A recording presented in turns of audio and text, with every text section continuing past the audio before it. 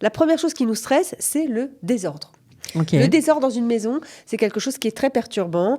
Il peut provoquer du stress et sous nombreuses formes. Feel Good pour être bien dans sa peau et dans sa tête. Et on retrouve tout de suite Feel Good avec Carole Carat, spécialiste de la beauté in et out. Mais oui, elle s'occupe de notre beauté et de notre bien-être. Salut Carole. Salut Cathy. Alors, on a parlé du stress la semaine dernière et cette semaine, on va parler du stress, mais de façon un peu différente. C'est-à-dire qu'il y a des objets ou des situations qui peuvent nous stresser. Est-ce que tu peux nous en dire plus ? Oui, et même je vais être plus concrète, ça va être des facteurs courants dans notre maison qui nous stressent. À l'intérieur de la maison. À l'intérieur de la maison. Alors là, avec le Covid et le confinement, je pense qu'il y en a beaucoup qui sont en train de nous regarder et qui ont déjà une liste toute prête. Alors en fait, déjà, on sort plus ou moins du Covid, donc c'est une bonne nouvelle, mais on va tous comprendre ce que je vais raconter aujourd'hui. Qu'est-ce qui fait qu'on se stresse ? En fait, il y a eu une recherche où des thérapeutes ils ont évoqué les facteurs de stress courants dans nos foyers. Ça revenait souvent que des gens stressaient parce que ils avaient les mêmes points communs dans leur maison qui les stressaient. Alors, beaucoup de gens travaillent en ce moment à domicile, de nos jours, et il est naturel en fait de prêter attention à notre espace de vie. Alors on y va. Qu'est-ce qui est la première chose qui peut nous stresser dans notre vie ? La première chose qui nous stresse, c'est le désordre. Okay. Le désordre dans une maison, c'est quelque chose qui est très perturbant. Il peut provoquer du stress et sous nombreuses formes. Votre lit.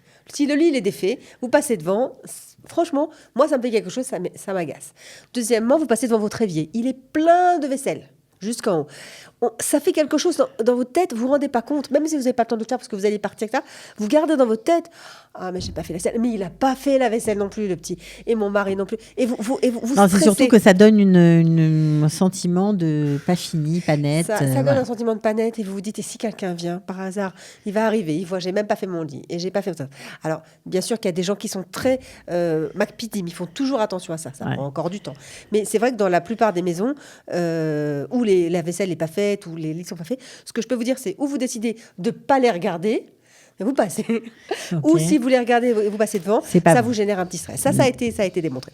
Ensuite, les espaces peut-être. Les espaces. Alors, il y a les éclairages. Les éclairages. D'accord. Alors, les éclairages, déjà, la première chose, c'est que l'éclairage qui est trop sombre, ça peut un petit peu... Le manque de clarté, le manque de luminosité. Le manque de clarté, ça provoque de la déprime. Attention, vous savez, toutes ces ambiances un peu resto, hôtel et tout ça, on voit même pas très bien où ça va, etc. On peut penser que c'est bien, mais en fait, ça rend certaines tâches difficiles à accomplir. Si par exemple, vous devez... moi, je sais, quand je me mets à travailler sur un article ou quelque chose, alors là, je mets beaucoup de lumière parce que j'ai l'impression que ça va m'allumer le cerveau. J'ai l'impression que c'est vrai. Et si je dois le faire un peu dans le noir, où j'arrive pas. Même faire ma vaisselle, quand j'ai pas de lumière, j'y arrive pas. Donc en fait, il est important d'avoir un bon éclairage dans sa maison. Parfois, il y a des éclairages qui sont pas trop bons non plus et qui peuvent favoriser le stress. C'est les éclairages blancs. Je ne sais pas si vous connaissez. Ces éclairages un peu néon comme ça, c'est pas top. Il faut privilégier des lumières plutôt... des lumières indirectes ? Des lumières indirectes ou des lumières plutôt dans les soleils, jaunes, etc. Tout ce qui est lumière verte, lumière blanche, c'est un petit peu agressif et ça peut provoquer des petites... En tout cas, ça ne va pas arranger s'il y a des petits coups de dépression. Bon, alors, je reviens aux espaces parce que c'est vrai qu'on a été confinés tous parfois dans les mêmes pièces. On a travaillé, on a mangé dans les mêmes pièces, toute la famille ensemble, c'est pas génial. C'est pas génial. En fait, ce qui a été aussi prouvé, c'est que vivre dans un espace restreint peut provoquer du stress et de l'anxiété. On a tous besoin d'avoir notre espace. L'espace, c'est quelque chose qui est intérieur, mais aussi extérieur. On a besoin à un moment d'avoir l'impression il faut que tout le monde s'en aille. Il faut qu'on retrouve son souffle. Voilà. Donc moi, ce que je vous dis déjà, aérez bien votre maison. Si par exemple des gens vivent tous ensemble dans une maison, ils sont 6 personnes dans un 3 pièces, ça peut arriver, et que c'est pas possible, vous sortez, d'abord vous aérez bien votre chambre, votre maison, vous ouvrez la porte, que ce soit nickel, de l'air. Déjà, ça c'est sûr. Mais également, vous essayez aussi d'aérer et de sortir déjà, si c'est possible. Mais sachez qu'un espace étroit, un espace restreint, ça a tendance à... Par exemple, si vous travaillez dans un endroit sans fenêtre, par exemple, c'est aussi très angoissant. D'accord ? Donc c'est la même chose. Ça peut provoquer aussi parfois des petites crises de panique. Donc c'est aussi voilà. Une autre chose, c'est quand vous travaillez, et donc ça aussi, on va comprendre ce que je vais dire, quand vous travaillez dans le même endroit que là où vous vivez, où vous vous détendez. Où on dort aussi. Oh, alors la totale. Alors là, si vous dormez, Ça mangez, arrive d'avoir son bureau faites dans tout. la chambre à coucher. Alors, déjà, j'avais expliqué une fois, je ne sais pas si vous vous rappelez, que c'est l'endroit du sommeil doit rester que pour le sommeil. Vous vous rappelez de ça? Il faut vraiment séparer les deux, sinon quand on arrive au moment de dormir, on va avoir envie de se mettre sur son ordinateur. Mais là, c'est le travail et la détente. C'est-à-dire, si vous mettez la détente, quand je dis détente, ça peut être aller respirer un petit peu, ou prendre un petit verre, ou un votre café, etc. Si vous faites tout sur le même endroit, eh ben, pratiquement, je vais vous dire, si vous n'avez pas le choix, il vaut mieux changer de chaise. Vous changez de table.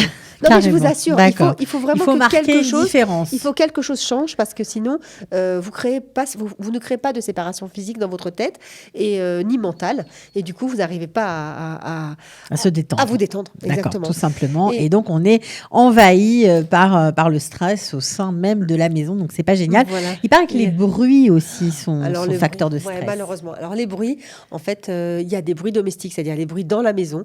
Vous essayez de vous concentrer sur quelque chose et il y a des bruits derrière vous parce que les enfants parlent, crient ou je sais pas quoi. C'est pas facile. On a du mal à se concentrer sur quelque chose. Et puis il peut y avoir la télé aussi. Vous savez, il y a des gens qui vivent tout le temps avec la télé. Donc en fait, il y a des gens chez qui, pardon, ou la radio. Il y a des gens chez qui ça n'a aucun effet, et ça les rassure d'avoir un bruit de fond. Moi personnellement, ça me stresse, surtout quand j'entends les news. Donc du coup, je l'éteins et c'est vrai que quand je remets la télé, je sens mon niveau de stress qui remonte. En fait. Voilà. Donc voilà pour toutes ces choses qui peuvent augmenter notre stress et dont il faut vraiment se débarrasser si on le peut, quand on a le choix. Et voilà, donc pour une vie plus calme. On parle aussi des objets cassés ou des choses qui ne sont pas, on va dire, finies. C'est vous ce que vous dites, c'est vrai. Alors en fait... je crois que c'est Marie Kondo qui dit ça. Oui, exactement. Alors déjà, vous savez, il y a quelque chose... Un placard mal rangé, c'est un siman de stress. Ça provoque du stress chez vous. Vous ouvrez votre placard, vous voulez un pull, vous voyez que tout tombe. Ben pareil, vous dites, mais c'est pas possible. Si dans ma tête c'est comme ça, si dans ma vie c'est comme ça, mais ça va pas du tout. Alors, ça c'est les placards. Mais moi je parlais des objets cassés, fêlés, des vases, ébréchés ou des assiettes. Il faut apprendre à se débarrasser des choses comme ça. Il faut jeter. Vous savez on ne garde pas de choses ébréchées. J'ai été très souvent en Asie quand j'étais jeune et je me rappelais avoir rencontré quelqu'un qui me disait que les Asiatiques ils disent qu'il faut jeter au moins 3 choses par jour pour avoir un sentiment de renouveau. et voilà. Donc, l'assiette ébréchée, si vous pouvez... Moi, j'aime pas en plus quand c'est réparé, ça fait faux. Mais si vous pouvez ne plus l'avoir, parce que quelque part, vous allez... Donc ça, c'est des choses toutes ces petites choses qui créent un petit stress chez vous, une petite énergie comme ça un peu... C'est ça, c'est des petites énergies qui ne sont pas... Voilà, c'est des petites choses comme ça. Et c'est des choses qui sont seulement que l'on sent, mais qu'on n'arrive pas toujours à expliquer. Voilà, donc on se débarrasse aussi des objets pour cassés. Pessard, c'est super, c'est un bon conseil, donc allez-y. Voilà, Pessard est terminé, mais bon, en tout cas, j'espère horizontal. Voilà, j'espère que vous l'avez fait. En tout cas, merci beaucoup, Carole, d'avoir été avec nous. Merci, Cathy. Et on se retrouve pour un autre sujet la semaine prochaine. Ciao. Si Dieu veut. Au revoir. Feel Good pour être bien dans sa peau et dans sa tête.